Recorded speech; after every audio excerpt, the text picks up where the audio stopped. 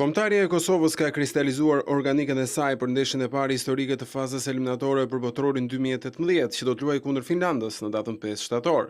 Drejtuesit e federatës dhe trajneri Bunjaku zyrtarizuan listën e lojtarëve të cilëve u bë një thirrje e që pranuan të jenë pjesë e Kosovës. Pavarësisht se kësaj përfaqësuese janë bashkuar shumë emra lojtarësh që luajnë në Europë, duket se tek Kosova ka pasur jo pak zhgënjim që një sër lojtarësh me emër që luajnë në kombëtare të tjera nuk do të kontribuojnë për shtetin e tyre.